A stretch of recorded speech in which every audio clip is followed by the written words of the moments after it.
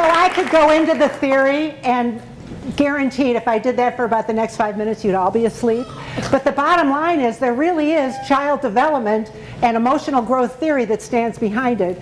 Bottom line in her case was she gave him a piece of herself. The fancy word for that is a transitional object. Kind of like a baby who drags around his blanket when he starts toddling. He drags it everywhere. It's a comfort zone for him because it reminds him of his mom, smells like his mom, smells like home. So that's essentially what it is. However, I do have to say that I have worked very hard to get away from the theory, to get away from the big fancy words, because what I found is people don't understand it and it's of no use. So my training translates it to everyday, down and dirty experiences and understanding, which is what it's all about. And one of the slides even has a little quote in there that says, if a child can't learn the way we teach, and I'm thinking, duh, why don't we teach the way they learn? And it's the same when we're talking about managing behaviors and things like that. So let me get going with this training because we can only go so far with it. It's kind of a quick overview, but I'm very excited to share it with you. And the books up here are pretty much a more inclusive summary. Eventually there'll be a big long book that probably will put readers to sleep, but right now it's the basics, not as basic as you're getting today, but it's the basics written in everyday language, English, so that you people can understand it, not research language. I wanted to point out to you also that in your packets, you're going to see a little page that says the bottom line with our little logo at the top. And basically, that's just going to summarize the training and summarize the main ideas in the training. We call them pillars. So there are 9 pillars in the parents' training. And then the second one is a parent quiz that we've just developed and eventually is going to go out along with the workbook so that parents can kind of post-test themselves as they're going through the training and even months after. Questions you can ask yourself. And you all haven't had the training, so you can also feel very free to connect with me through email, through whatever, if you have questions. Okay, so let's take a look at how to improve your parenting journey as fast as humanly possible. Okay, we're going to squeeze 6 weeks into less than 60 minutes, but it isn't going to be as hard as what's on the blackboard, because I told you, I'm not all about being fancy, but you got to pay attention, okay? What seems like little steps, and some of it seems so simple, like taking off your bracelet and giving it to the kid so that he can feel comfortable and like he has a little bit of mom going with him to school. And it's not an intellectual process. He doesn't say, oh, the bracelet's mom's. If I put it on my wrist, I'll feel safe like mom's here. It's a feeling that he gets. So the littlest things that we do sometimes just have life-changing impacts in our relationships with our kids and with their coping skills also. So let me tell you about my story. Why in the world did I get started in this? I grew up in a home with 2 children. I was the youngest. My brother was a couple years older than I was. And from the time he was very young, he had problems. My parents, behavior problems, acting out problems, sleeping problems, you name it. My parents, we lived in a suburb of Chicago. They took him to a big research hospital in Chicago to be evaluated. We had counselors, we had therapists, he had meds, the whole 9 yards. And his life was an unhappy existence for him and all of the secondary unhappiness that came out of the family struggle with him. At about 18, he seemed like he finally had his life going. I'm sorry. At about, can you guys keep me trained? Okay. Just do something if I let it down. At about 18, he was in a junior college. He wanted to live in his own place. My parents helped him get set up. And then one day we got a phone call, and my brother had committed suicide.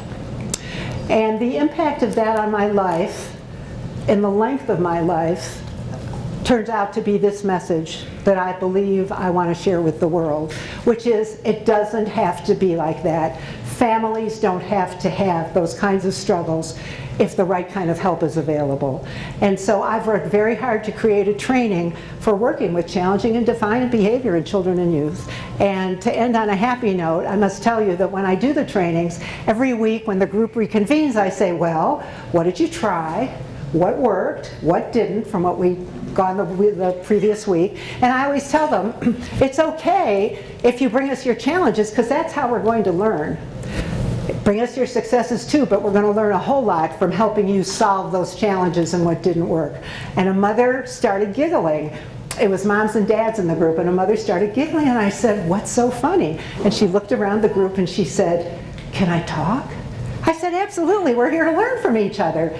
And she said, I tried it on my husband and it worked.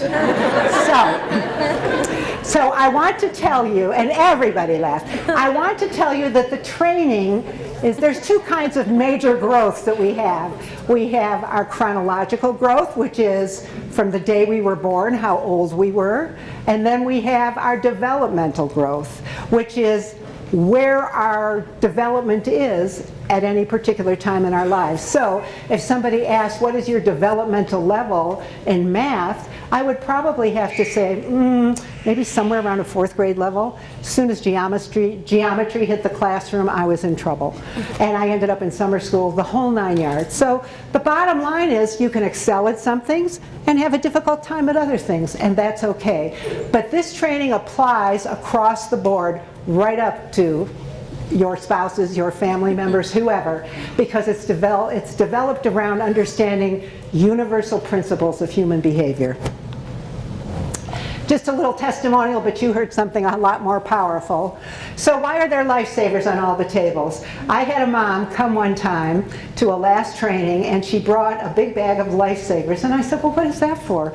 And she said, your training has been a lifesaver. It has changed our lives, similar to what you just heard a little bit ago. So now every time I do the training, I bring lifesavers to celebrate her victories, your victories, and just that we can make a difference in the lives of families. So the guidelines for the journey. I don't want to analyze you. I don't want you to analyze yourselves, but you got to have a little bit of self-recognition. From the time we were born, our family relationships have an impact on us. They just do, okay? Everyone's family journey has positives and negatives. That's the way it was. We're all survivors of our families. And sometimes that's a good thing, and sometimes we barely made it out, but we all managed to get there. But our own parenting experience is affected by what we have experienced.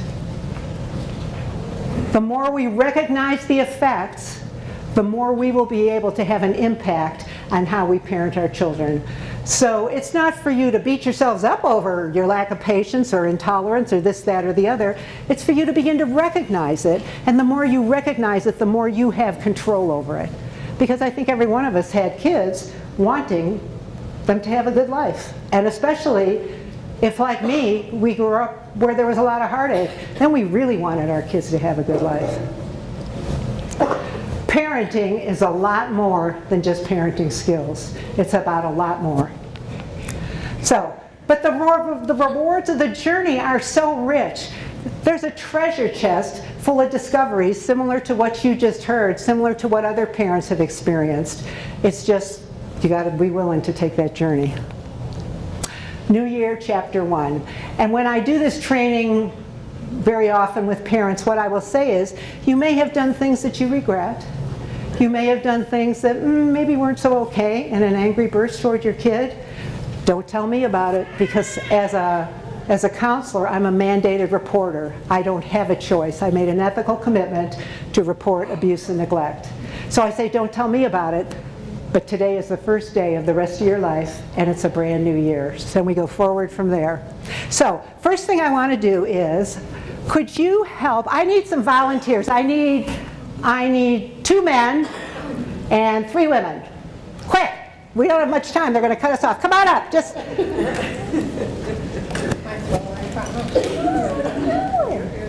Okay. Can you give them each?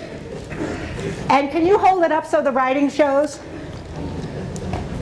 And spread yourselves across the front. We have a videographer there. He wants to see your handsome faces.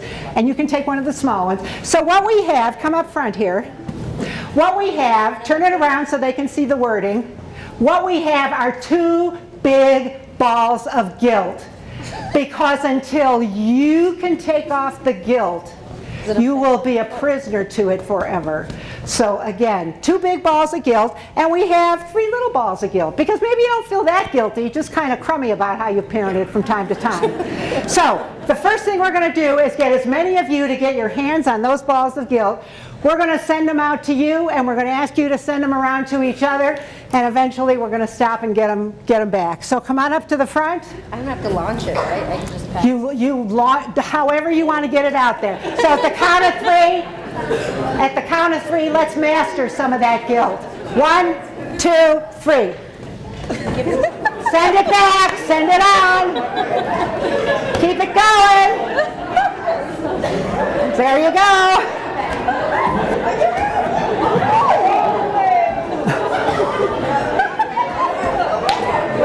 There you go. Okay, stop. Stop. Catch it. Sorry. I messed that all up. If you had the chance to bat away that ball of guilt, did you feel better? Yes. Yeah. So I got to have the balls back up here for the next group. 2 big ones, 3 little ones. But that's what you have to do as you start your journey to rebuild whatever it is that you feel needs rebuilding at home. Thanks, Zach. Building something important requires a solid foundation, and that's what I'm going to share with you today. Go ahead, sir, I'm sorry. And it takes teamwork. Whoever is involved in the care of your kids, right up to people at school, whether you have a spouse, whether you have a partner, whether you have extended family, whether your child is in a foster home, a group home, whether your child is in with a single parent, married parents, whatever it is, it takes teamwork. And that's what's so wonderful about the mission of this agency, because now the school is very much a part of the teamwork, and you are all about making sure they're on your team. And I think that's awesome. So the foundation of this program, this training is, number 1, today is the first day of the rest of your life. The first day. Number 2, you are human. So stop beating yourself up for being anything less. You are human. Number 3, the repeated challenges you face with your children are never just about their behavior. It is always about an action, a reaction, and an interaction. There cannot be a war if both armies don't line up at the fighting line. So if your child is doing things to provoke, to whatever, and we'll explain why that happens in a minute, and you don't step up to the plate and go, oh yeah? Guess what? There's no argument. I was looking where Zach was, and Zach can tell you, Zach has been our boy for a lot of years, and I can tell you that Zach knows how easy it is for me to simply stop talking. There's no way for the war to continue. She just doesn't say anything. She what? She doesn't say anything at all. She just... And I did not pay him. He didn't even know that question was coming, because I will not get into arguments. It's not productive. So, change and harmony is always possible. I don't care where you're at. I don't care how difficult it is. I don't care how frustrated you are. I don't care what crazy ideas your kids have had to drive you nuts with their behavior. Change is always possible. We just have to find the keys for it. And there's a phrase that I've coined. It's called irresistible influence. So you're not going to order your children. You're not going to demand of your children. And by the way, how is it when you flex your adult authority muscle? How's that working for you? You do it because I said so. Is that working? No. No. So instead, we're going to go back to how kids think and reason, which is very different than how adults think and reason. We're going to go back to that and then figure out how to reach them so they will want to change. So let's get the exercise going on irresistible influence. I need my glasses. So I want you to think very quietly. This is an individual exercise, okay? And if you're like me, the math is going to be a challenge. I apologize. Pick a number between 1 and 10. Just keep it to yourself, or if you want to write it down, go ahead. Pick a number between 1 and 10. Now, with apologies, multiply it by 9. Y'all ready? Okay. So you probably have a 2-digit number now. I want you to take those two numbers and now add them together to make one number. So if your answer was 13, you would add together 1 and 3. Okay? Now I want you to subtract 5 from the total. Whatever that total was that you got when you added them together, I want you to subtract 5. Whatever that number is, let's say you have a number 3, I want you to think of the third letter of the alphabet, A, B, C. So whatever number you have, find the letter of the alphabet. Are you all with me? Not sleeping, are you? Okay. Now, I want you to think of a country that begins with that letter. Now, I want you to think about the spelling of that country as best you can, and go to the second letter in the spelling of that country. And this part's easier. The hard math is over. And now I want you to think of a large animal in the animal kingdom that begins with that letter. Think of the general color of that animal. It's not probably going to make sense unless you've been to the zoo at some time in your life. Raise your hands. Well, you can lie and raise them anyway. Okay. Raise your hands if you came up with a gray elephant in Denmark. Are those honest hands? Okay. So, this is an example of irresistible influence. I gave you a set of, isn't that amazing? One of my sons is a professional magician, and when I was sharing this training with him, imagine, you think you got problems, imagine raising the kind of mind that would be a professional magician. But one of the kids is a professional magician and taught me this when I was telling him about the training, and then I wanted ways to explain it to people. So that gray elephant in Denmark. And that is exactly the kind of technique we're going to use with our children so that they do exactly what we want them to do and feel like they're the ones who did it. They'd be my kids. There you go.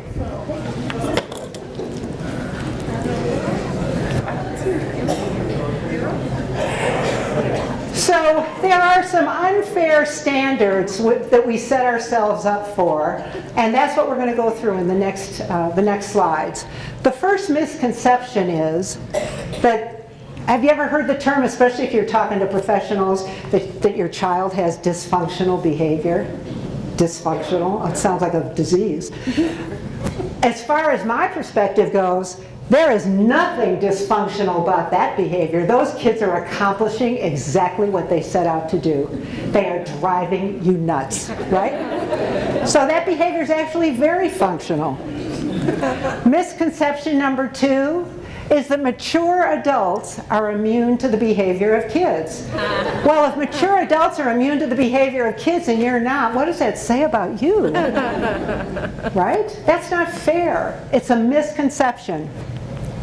And so I would have to ask you, and I even moved the finger over so you just got a side of it there. Who's flipping who? Is it the parents flipping the kids or the kids flipping the parents? It's pretty darn frustrating either way. Misconception number 3. Again, it's a setup for failure. The adults are in charge and always know what to do. How many times have you just been frozen saying, geez, what do I do now? It's not fair. We're holding ourselves up to unrealistic standards.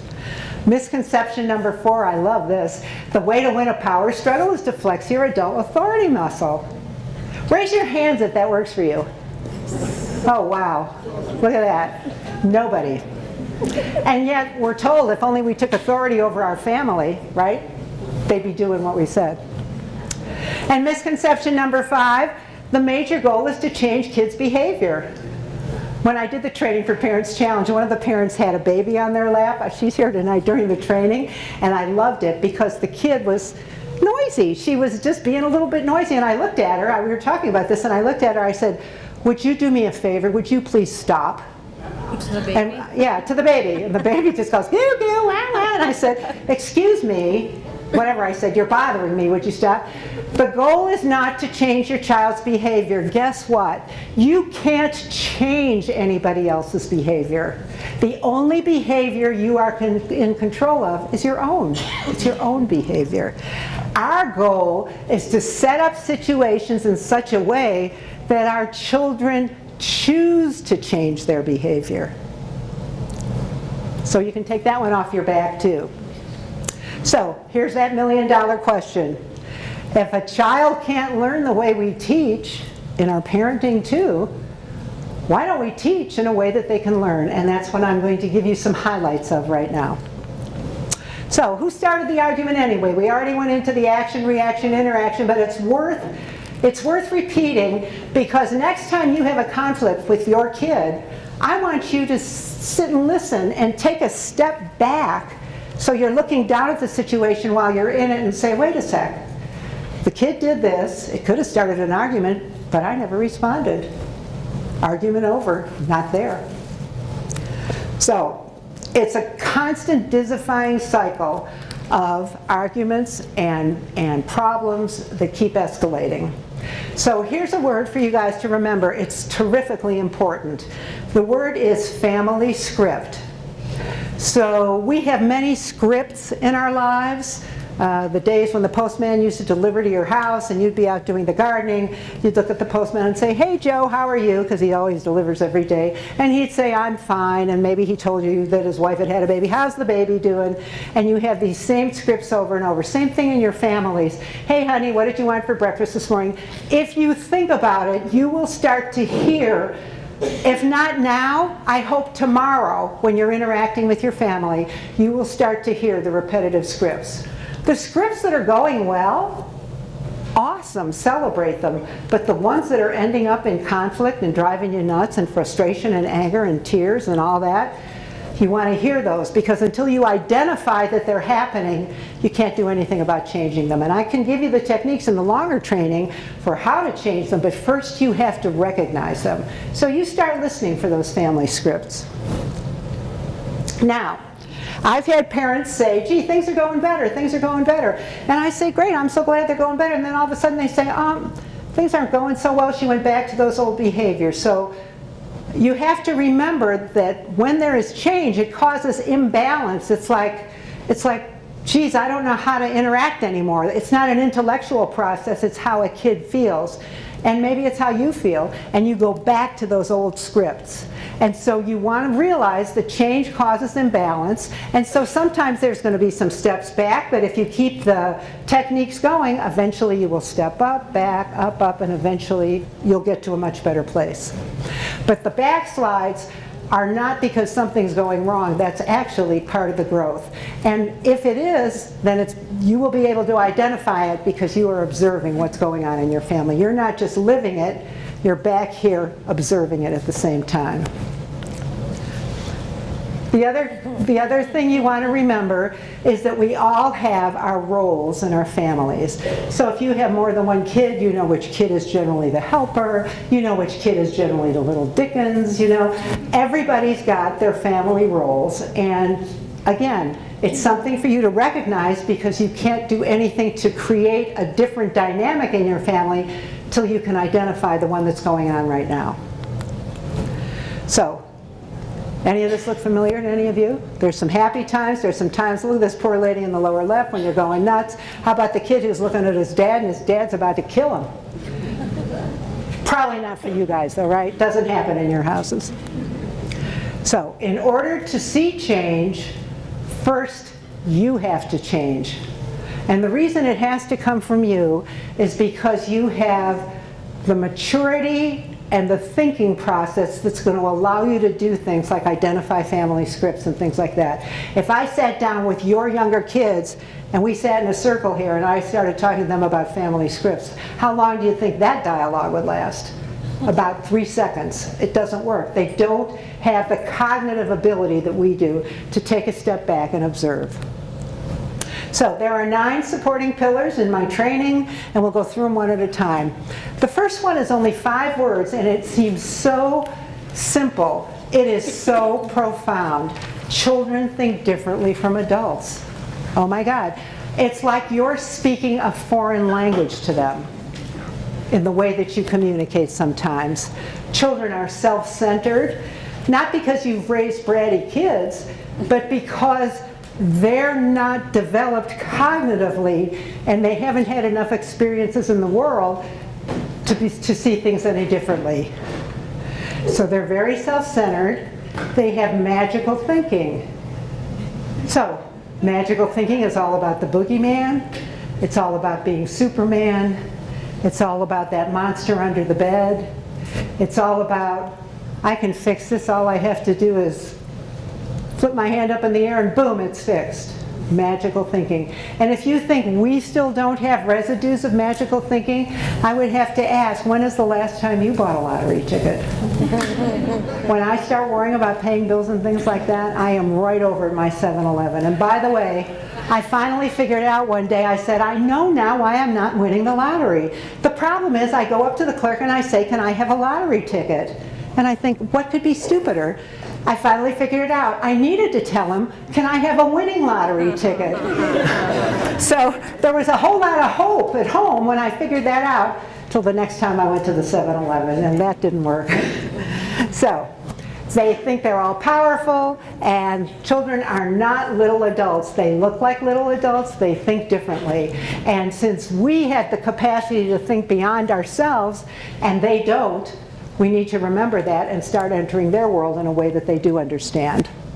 So when a kid says to me, I'm not doing it, you can't make me, I look at the kid and I say, you're absolutely right. I can't make you do anything.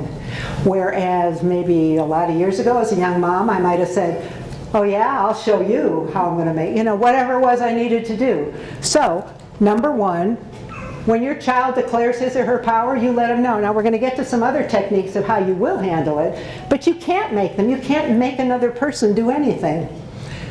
One of the things you're going to do is show the child how he'll benefit. So let's say the example is clearing your bowl off the kitchen table, clearing your dishes off the kitchen table. And the kid says, no, I'm not going to do it. I'm watching TV now. And maybe you're going to say to the kid, well, I get that, and I get you want to watch the TV, but honey, it's my TV, and so I'm going to turn it off till the table's all clear. So I plan on doing whatever I'm going to do about the table, washing it off or picking up the napkins. And when you get your part done, and I say it just as lightly as that, and Zach can testify, and when you get your part done, then we can turn the TV back on. That's all. And if he chooses not to do it, well, bummer. TV's not going back on again. We're going to state our expectations in behavioral terms. If I said to each of you, I want you to write down the definition of when I tell you I'd like you to respect me. What does that mean? I'd like you to be peaceful. Those are abstract words, and all they do is complicate the situation. When you have an expectation of your child, you say what you want the child to do in behavioral terms. If you can't see it with your eyes, because kids are very concrete thinkers, you have not communicated to them clearly. So be peaceful might mean, when you come in the living room and your brother has one of your toys, and let's say he started a fight with him, and you'd say, would you please be peaceful about this? You might say, this is what I'd like you to do. Let's work out what you can do to try to get that toy back, and when you might ask for help. You give him behavioral instructions of what to do. Why does that work? Because that's how his mind works. Okay? You're going to remember the powerful influence of magical thinking. So I had a woman call me. She was a grandmother. She was taking care of her grandson. The mother was, I think, earning a living having visitors, male visitors. And it scared the kid. And she finally came to me because she was exhausted. The kid was up all night, and she could never get any sleep. And I asked her to explain where things were. Well, his bedroom was right by the entry to the garage. And I said, wow, and that, according to her story, was how some people entered his mom's home and left. And I said to her, well, have you ever heard of that magical tape? And she looked at me, she said, magical tape? I said, well, Walmart sells it, and some people call it drywall tape. I said, but it's not, it's magic tape. I said, and it usually comes in beige, I think, but if you could even get some in blue, wow, that's really powerful stuff. I said, and so you look, and it also won't damage your furniture or if you tape it on your walls. So what if you and your grandson went down and picked up some of that magic tape and then let him tape the door? His bedroom was right by the entry to the garage. Let him tape the door of that entry in a way, because the magic tape is so powerful that it won't let monsters in. And she came back the following week and I said, well, how'd it go? That's my favorite question, how'd it go? Because if it didn't go well, that's just a challenge for us to figure out what else we need to rethink. And if it did go well, it's an awesome celebration. And she said her grandson is sleeping every night. She could have gone into an intellectual discussion about how often the police patrol the neighborhood, how maybe she's got a 911 on her phone, how maybe she's even got a security system in her home. Nothing worked as well as that magic tape at Walmart. So do you see? That's how children's minds work. And the idea of irresistible influence is what I just went over with you. You teach children in a way that they understand how they will benefit from what's going to happen. And then they're going to want to have it. And we'll go into some of that in more detail. Pillar 2, emotional age. So remember, we have our chronological age. That's the years from the day we were born. And then we have our emotional age, which can be all over the place for your kids and for you and for me. So if you just lost your job, can't pay your bills, just had a creditor come and call your home because you're about to lose your car or whatever, you're not going to be particularly patient and giving when it comes to situations going on in your family, because you are stretched to the max at that point. So our emotional age goes up and down depending on where we're at in our lives. And guess what? It's the same thing with our kids, okay? It very much affects our behavior and how we're feeling. So again, we've talked about, it's huge. I can't tell you how much I want you to think about this. The chronological age of the child and his developmental level. And guess what, Mom and Dad? That goes for us too. No matter what our age, our birthday age is, how we're doing at any given time goes up and down and all around. And so how do those developmental levels affect your interactions with your children? We don't have time to go into it more deeply now, but it has a profound effect. So I want you to begin to think about it and notice it, because once you do that, you'll become more aware of when you are a little bit short. And maybe you'll even understand the relationship between that and what's going on with your kid. Now, there's nothing wrong with sitting down and saying to your kid, Mommy's having a bad day, or Daddy had a tough time at work today. And then give them a suggestion about maybe would you come snuggle with me? Because what I need right now is to just get under a warm blanket and snuggle. You know, whatever it is. Or if it's an older kid, you might say, you know, maybe you and I could play games later, not now. Pillar number 3. This is probably the most important, well, it isn't, they're all important, but this is a very important pillar. Disruptive, challenging behavior, we always define as bad behavior. We define it as upsetting behavior, as defiant behavior. I want you to erase that and now redefine that kind of behavior as a coping mechanism. When your kid doesn't know what else to do, those behaviors, and he doesn't sit down in a chair and say, let's see, it feels to me like Mom wasn't paying attention to me and she gave my little sister Susie more attention than me, and I'm feeling kind of jealous, plus I didn't do well in math today in school. He doesn't do that, he just feels. He doesn't analyze it, he just feels. In all of the work in my entire career, which began at the age of 16 when I volunteered shortly after my brother died at Chicago State Mental Hospital at the time. In my entire career working with every child in every setting, I have only found 3 core reasons for children to act out. One is the basic survival needs.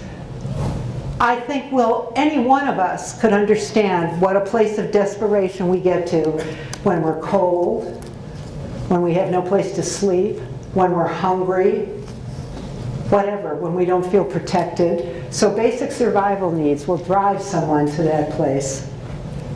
The second one is, believe it or not, attention. Every one of us wants to be recognized, wants others to know that we're there. And guess what? And you all could write a book about it. It doesn't matter to a kid whether it's positive or negative attention. If he can't get your positive attention, how is he at getting your negative attention? Real good. That's right. So, survival needs, attention, and then the third one, and it's not hard for us to understand these because guess what? We have the same needs. The third one is just simply power and control. Every one of us wants to feel that we have some control over our lives, over our relationships, over our experiences. And the negative behaviors will begin to rear their ugly heads when any one, two, or all three of these are out of balance. So next time you see your kid doing that, kind of ask yourself, I wonder what's going on here. Is he not getting the attention he needs? Does he feel like he's not needed and he has no ability to make any decisions over his own life? Is he feeling unsafe in our home? Ask those questions. So we're going to redefine behavior. That challenging behavior is no longer bad, horrible behavior. It is a coping mechanism. When you take off the bad behavior glasses and look at it through the lenses of a coping mechanism, you're going to have an entirely different view of what your kids are doing and what you could do about it. And therefore, you're going to redefine how would you respond to it. Gosh, if it's a coping mechanism, if the kid is way out of balance, then is it, uh-oh.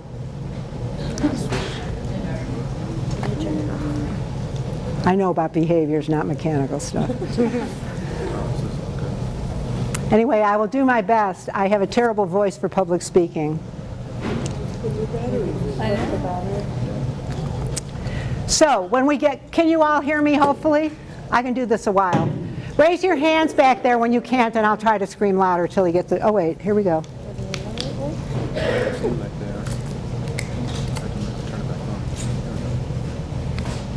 Do you think it's Deborah saying I've talked long enough? Just unplug it. Deborah, did you unplug the speaker? Have I talked too long? Not. Okay, well, I'm going to do the best I can. So, you want very much at all costs to avoid power struggles with your children, because here are the rules of a power struggle. Whenever there is a power struggle, there is always a winner and a loser. Whenever there is a winner or a loser, whether it's you or the kid, the power struggle will sooner or later repeat itself, because nobody wants to be the loser. Okay? So we're going, and again, going deeper into the training, you'd have more ideas about that. So one way to get around power struggles is to offer your kids choices. Now, why are choices so wonderful? You're saying, well then, I'm not keeping my strict role as a parent, as the one in charge. The reason choices are so wonderful is the choices you are giving your kids are the ones you're deciding on. You're the one who authors the choices. You're giving him choices. Let's say it's about he's not going to take his bath. Do you ever get in a fight with your kids about taking the bath right now or doing the homework right now? So then you start giving them some choices. So let's take the bath thing. Zach knows about choices. Well, do you want to take it now? Or do you want to take it just before lunch? It's your choice. Sometimes we set times also, so it doesn't have to be a certain word. What? So it doesn't have to be... It doesn't have to be like certainly before dinner or before lunch or something. We can set up an actual time. Yeah. Who sets up the time? Both of us. Both of us. We do it together. So we don't fight over that anymore. So the choices are awesome because you're controlling the choices, but the kid has a sense of control about what happens. The bath time is non-negotiable. That's non-negotiable. When? Yes. What color towel you want to dry yourself? Yes. Did you want to use the soap from the sink or the one in the bathtub? All of those choices. Try it sometime. So, When a kid argues with me, I just simply say to him, I hear you. I don't respond to the content. I don't argue back. I say, you know what, I hear you. That's my only contribution to the conversation. Everybody wants to feel like they're heard. I'm not evaluating it. I'm not supporting it. I'm just acknowledging it. And there's a really great way. Sometimes kids get in rages and get really upset and they feel passionately betrayed. When that happens, I will sit down and I'll say, wait, hold on one second. Let me go run and get a pencil and a paper, because what you're saying is so important, I want to write it down. I haven't said whether I think it's good, whether I think you're full of baloney, whether I think it's an unfair request. I'm just recognizing how important that kid thinks it is, and I want to write it down. And that's what I do. And then, so the kid is still going and he's revving, and I say, wait, I can't write that fast. Can you just slow down a little bit, because I really want to get this. And maybe you'd like to start a journal. And I can help write in it too when you're feeling this badly that you can't even write your own entry.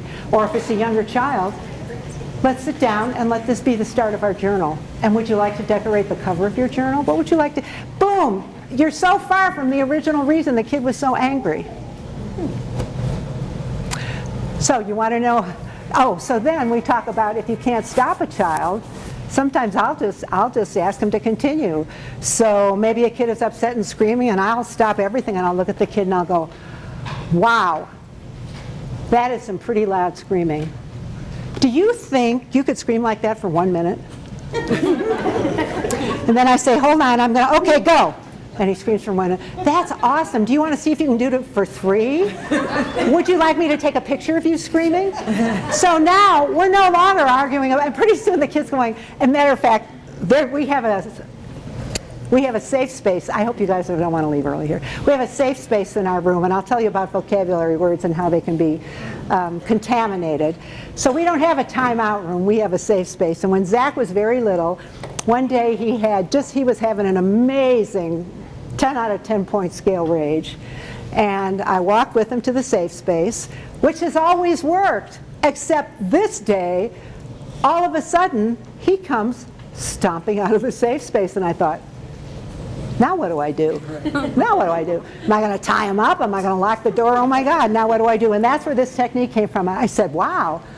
I said, you came right over the edge, because the laundry room has a tile floor and the living room has carpet. I said, do you think you could come 3 more feet into the room? Could you come even closer now while you're screaming? By the time we were done, this is what Zach did. Zach said, I don't want to talk to you anymore. He made a U-turn, and where do you think he went? Back to the safe space. Oh, thank you. Back to the safe space. Do you remember that, Zach? He was pretty, okay. He blocks those victories out. They were both of our victories, though, because he made the choice to go back to the, so see, it wasn't me bullying him into cooperation. He made the choice to go back to the safe space. So it was so much easier because I wasn't telling him to do it anymore. So avoid the he did it conflict. If you have more than one kid living in your home, have you ever had the he did it? No, he did it. No, he did it. Every day. So did I. So this is what I did. One day I said, I'm done. And I took the 2 kids, and at this point, Zach, it was you and Will, and I took the 2 kids and I said, you know, I don't really know who did it. So, Zach, you go to the safe space. Will, now, they're not going to be sitting anywhere where there's wonderful things to do. Will, I'm closing the door to the bedroom. You sit in the hallway outside your bedroom. I'm going to set the timer, and we're going to talk about why the timer is significant. I'm going to set the timer for 5 minutes. Give you guys some time to calm down and think about it. So I set the timer on the stove. Bing, the timer rings. I go back and I say to Zach, well, Zach, did he break your Lego thing that you built? Yes, he did it. That's all I needed to know. And then I went back to Will and I said, Will, did you break it? No, I didn't. You know what, guys? I think you need some more time to think.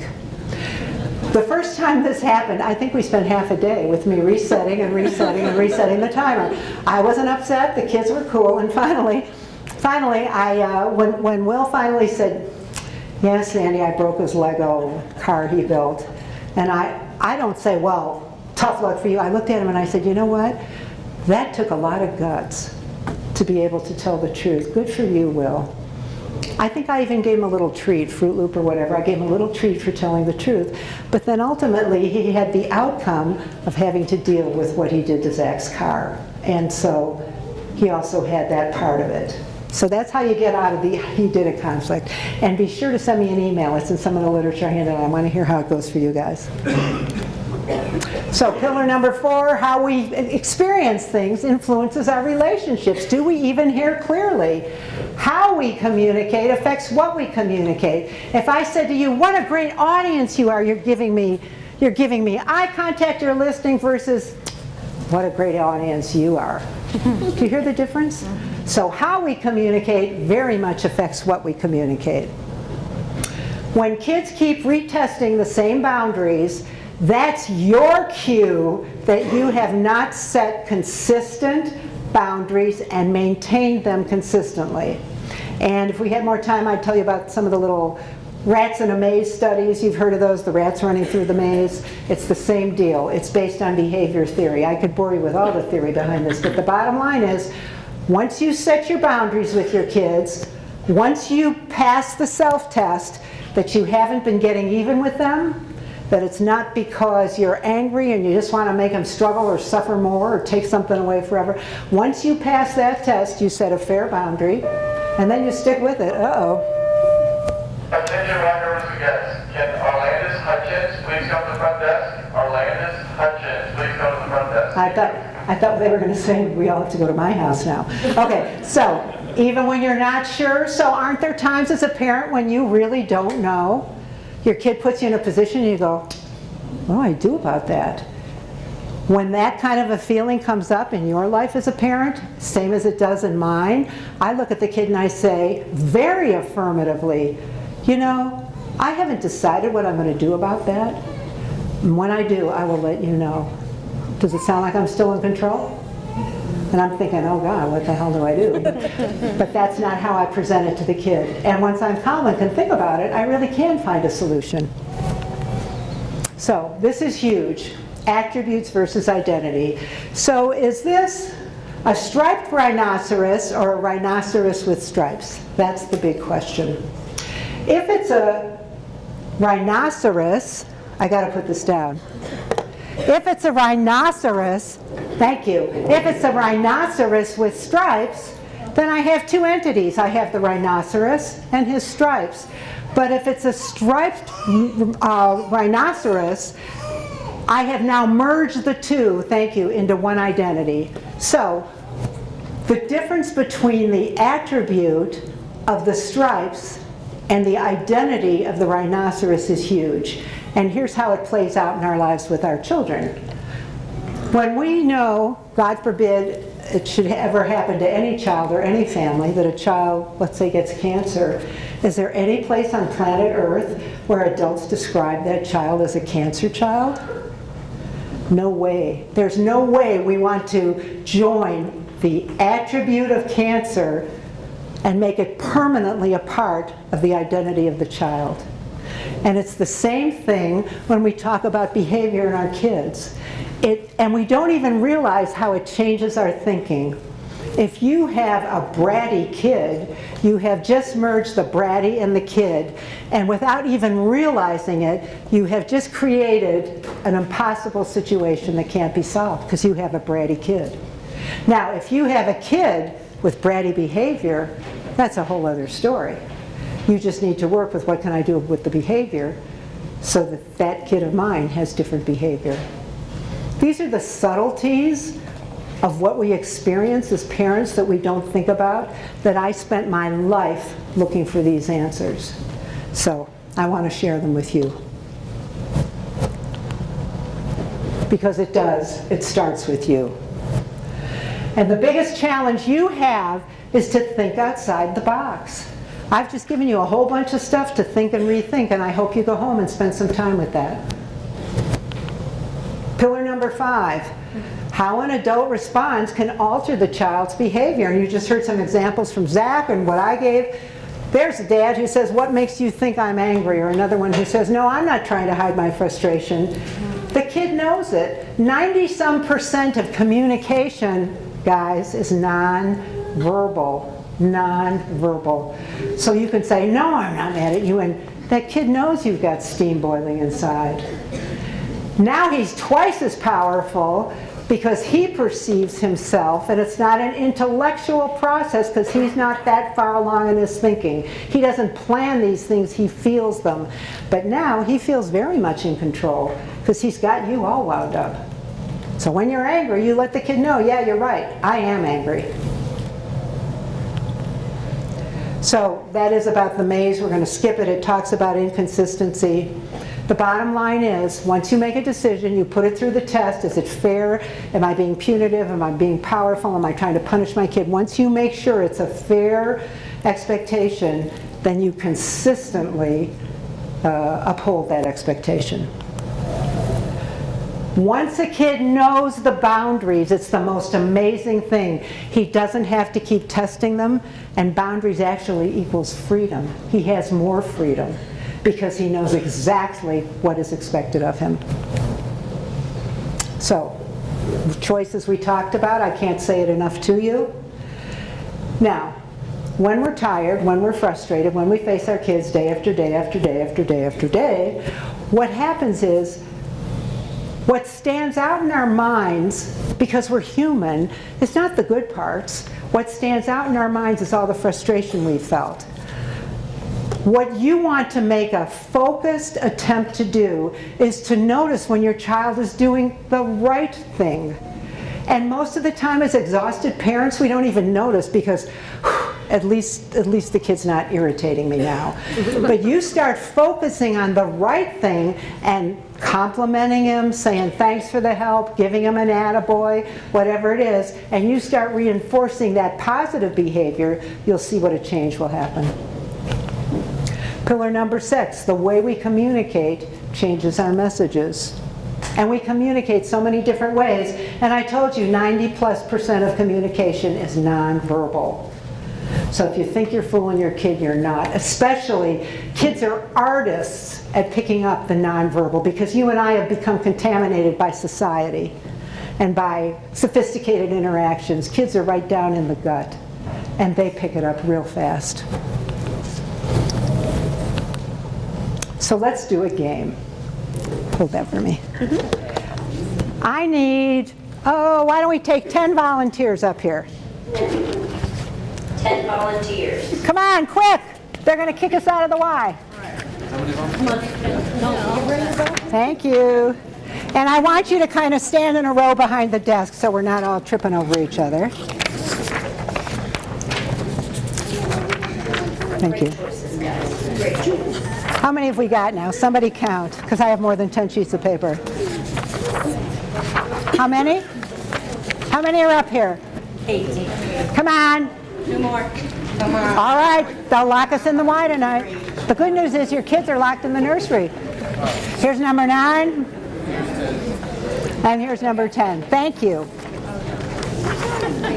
Okay, so I want you to kind of stand in a row as best you can. Let me get my glasses. When I tell them to shut their eyes, you are the police. If you see anybody opening their eyes, you scream, okay? So, at the count of 3,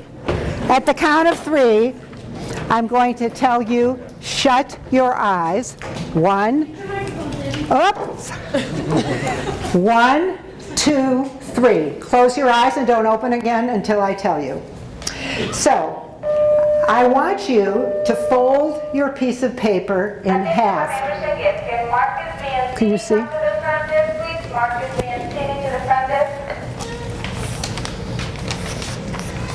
Keep your eyes closed. You can see who the perfectionists are, can't you? All right. Now, I want you to fold your paper in half again. Don't open them.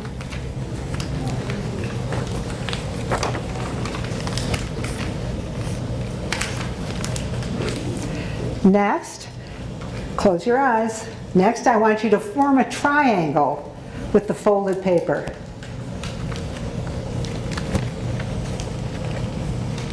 You're allowed to open it. You may not open your eyes. No, the paper.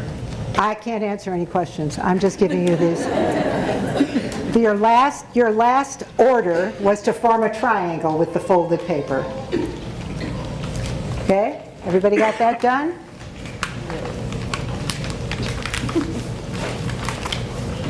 We're not even going to talk about how slow they are.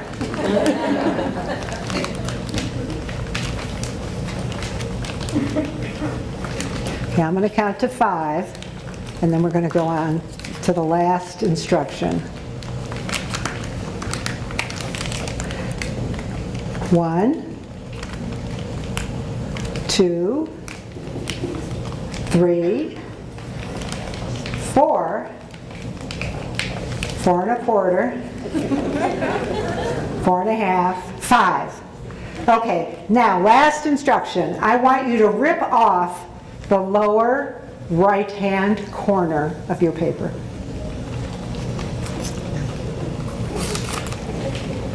And keep your eyes closed.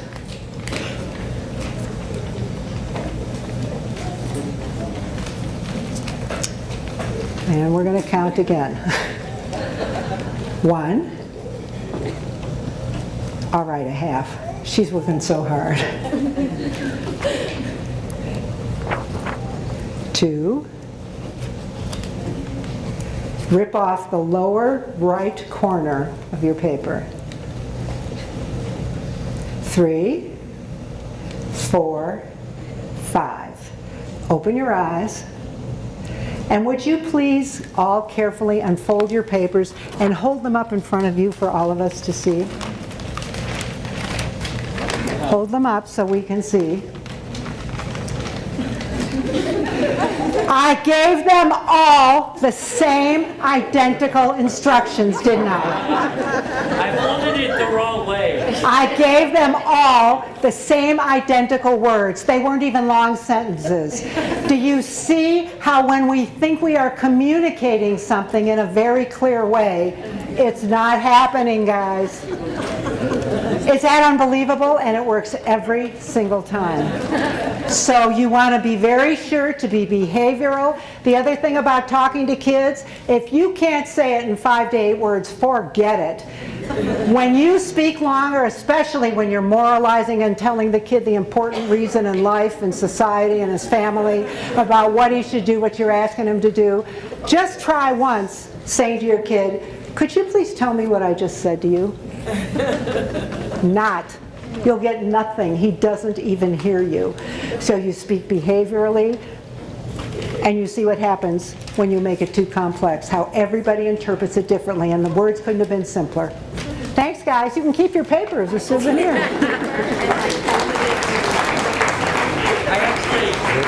I don't know. What happened? So that's right. Are they having fun? Yeah. Okay. Let's go on.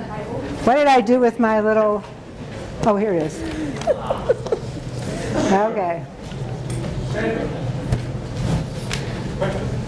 Question? Yes? So if we were trying to tell our kids to do something like that, how do you speak behaviorally so you can give us an example of what that would look like? I am so glad you raised your hand instead of just talking out. Thank you. And I would like you to please sit up straight at the table and open your eyes so that it looks to me like you're listening. I don't want her to pay attention. I don't know what that means, but I want her to sit up and look at me with her eyes. If you can't describe what you, oh, that won't work, the remote won't work. I told you I'm not good at devices. If you can't say it to your kid as if you were saying it to a child who could not see, then there you go, that's your acid test. You say what you want to have happen as if the child couldn't see it and you have to describe it. Does that help? Yeah. Okay. So I don't want you to be polite. What does that mean?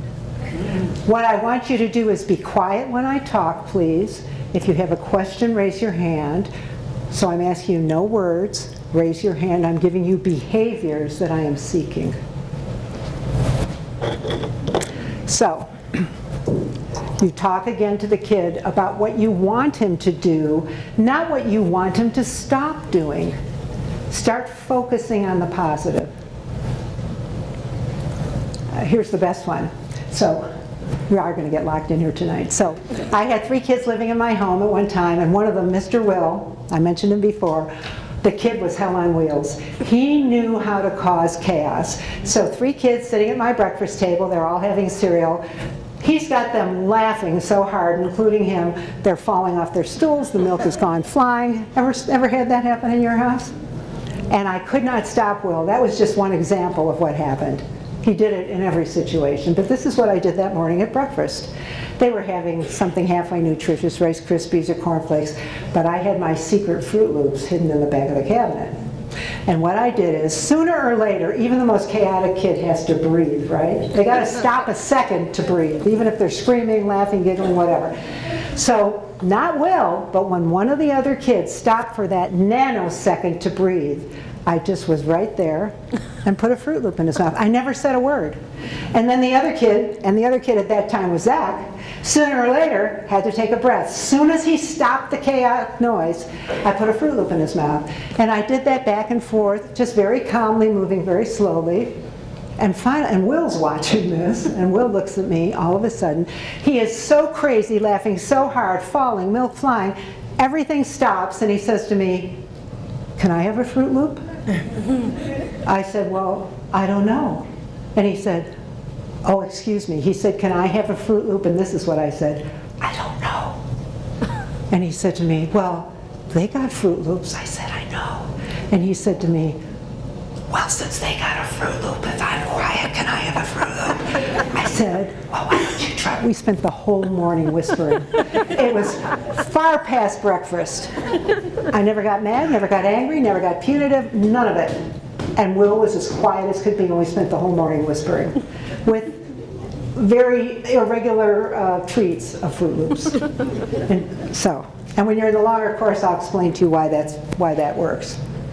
So same thing with silence, and Zach will tell you. So he may be squawking, trying to cause all kinds of aggravation, and if I don't respond, there's no negative interaction, and I just don't respond.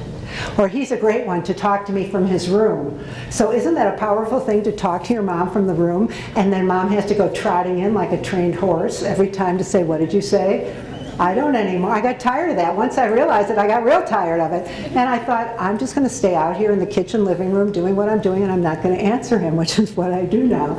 And I don't even say, "I'll be out here. If you want to talk, come out here." I don't even do that. I do nothing.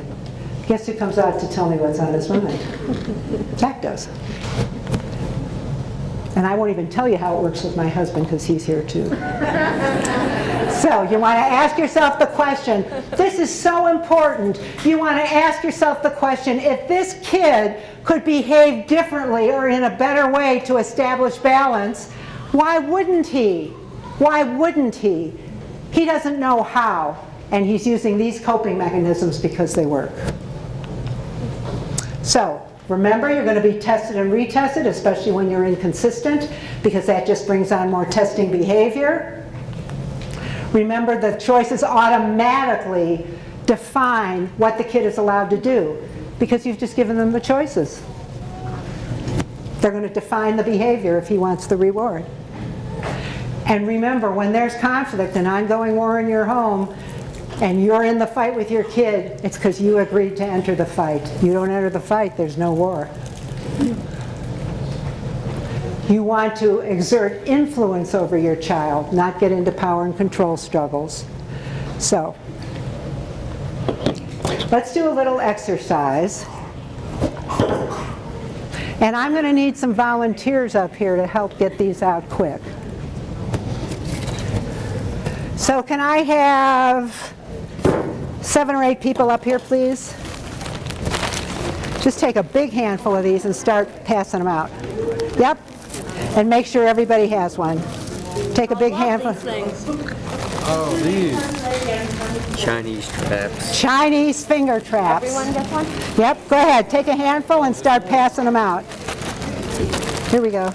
Now that I've totally met, here, take the bag. You need it after what I just did. Okay. Thank you. And you know what? It doesn't actually have to be every person. You all should have one to take home, but it's really between you and the person next to you. So if you have one, set it down and find someone you're going to share with, if possible. Is there any left up here? I got it. I know I need one to show. Thank you. So you recommend? Yeah. 7. Quarter of, if I'm done by quarter of. No, you should be done 7:30. But we started late. Okay, so you should be done now. Okay, so I've just been informed that I'm done now. So this will be our last thing. And I could argue with her, but we just went over that, right? Well, that'd be terrible. All the way down. Okay, so this is what I want you to do. It's especially powerful when you do it with the person next to you. Your microphone. Up. It's especially powerful if you do it with someone else.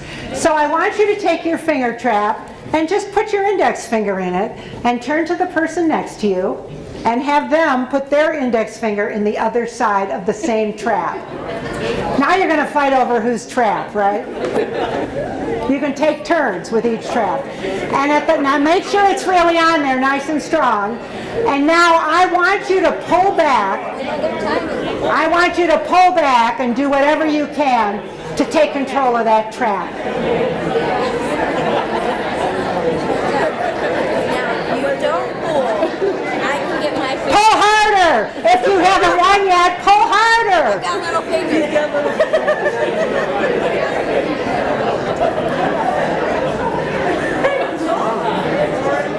This is exactly what we do with our kids. We try to use power and control, and it doesn't get us anywhere. So, because Deborah's going to shut the lights off, I think I'm going to have to stop. Let me see what pillar we've actually...